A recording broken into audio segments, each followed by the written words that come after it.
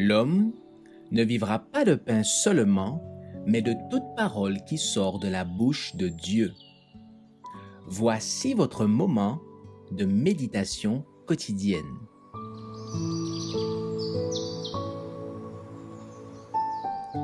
Maranatha.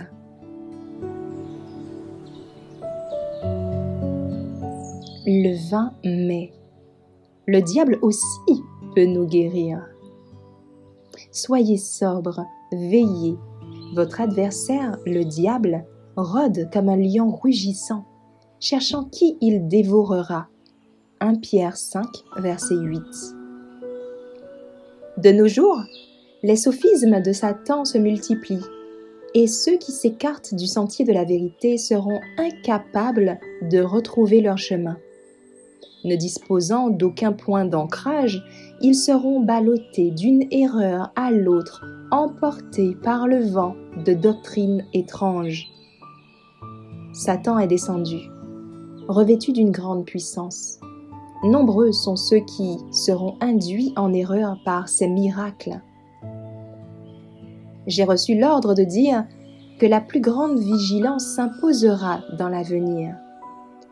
Chez le peuple de Dieu, il ne doit pas y avoir place pour une stupidité spirituelle. De mauvais esprits s'emploient activement à s'emparer des esprits des êtres humains. Des quantités d'hommes sont liés en gerbe, prêts à être consumés par le feu des derniers jours.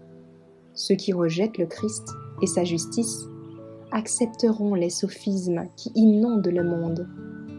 Les chrétiens doivent être sages et vigilants. Ils doivent résister fermement à leur adversaire, le diable, qui rôde autour d'eux comme un lion rugissant, cherchant qui il pourra dévorer.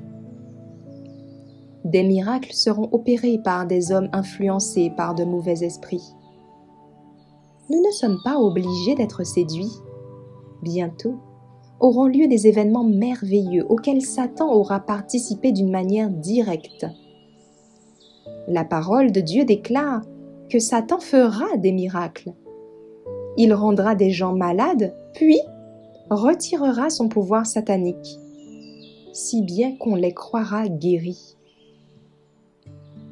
Les adventistes du 7e jour seront mis à l'épreuve par ces guérisons simulées.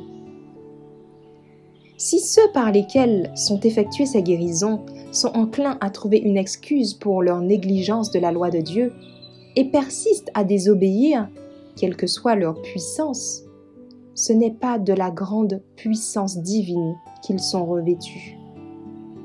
Bien au contraire, il s'agit du pouvoir miraculeux du grand séducteur.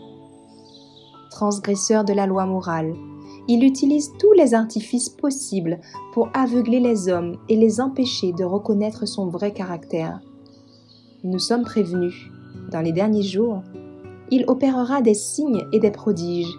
Il continuera de le faire aussi longtemps que dure le temps de grâce.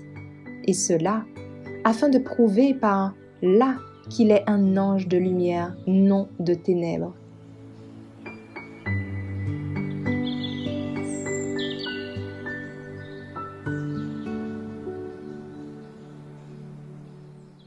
Merci d'avoir écouté cette présentation. Assurez-vous de nous rejoindre demain pour votre moment de méditation quotidienne avec lereste.org.